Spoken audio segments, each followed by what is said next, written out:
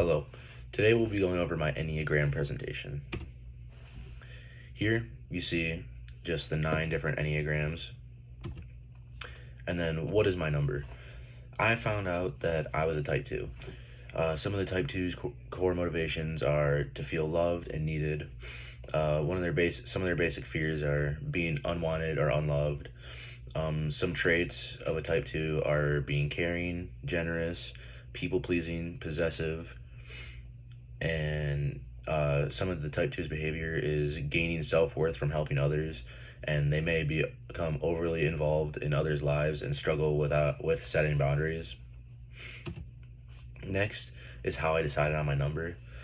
While I was doing research to find out what Enneagram I am, I did tons of research, not just online, but like asking friends and family.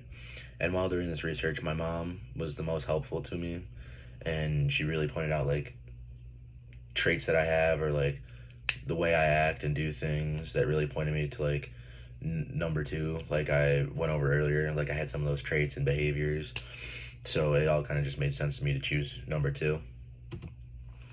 What are some core traits of a number 2? Some of their core traits are empathy, nurturing, and interpersonal intuition. Next, what drives a type 2? Some of their core motivations are to feel loved, seen, and valuable through service. Some of their core fears are being disposable or not needed by others. And some of their typical behaviors are helping even when it's inconvenient, struggling to say no, and gaining identity through relationships. And this, I feel like, describes me pretty well. I do struggle saying no to others. I'm a big people pleaser, and I want to like always help others, even if it's inconvenient for me. And yeah. And then I also do have some fears of like not being needed or not being like important, I guess you could say. Next is why type 2 resonates with me. I naturally step in when others are struggling. I often anticipate needs before people ask, and I sometimes neglect my own needs for the care of others. You'll see this sometimes when with my siblings, like they're all younger than me. I'm the oldest sibling, so I feel I need to take care of them and provide for them, even if they can't provide for themselves. So like, I'll make dinner for them, like I'll make sure their needs are taken care of before I'm taken care of.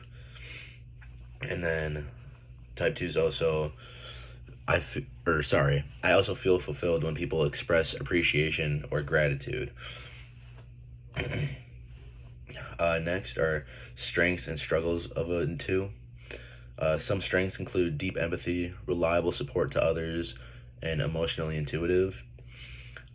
And some challenges include overcommitting to others, and feeling resentful when unappreciated, and tying self-worth to being needed. I feel like all that's pretty true. I do that.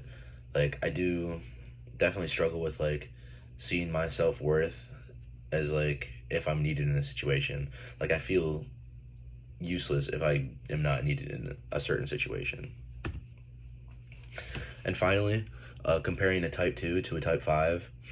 Type 2s are called the helpers, are driven by a deep need to feel loved and appreciated. 2s are naturally warm, giving, and emotionally intuitive. They thrive in relationships and often find purpose in being of service to others.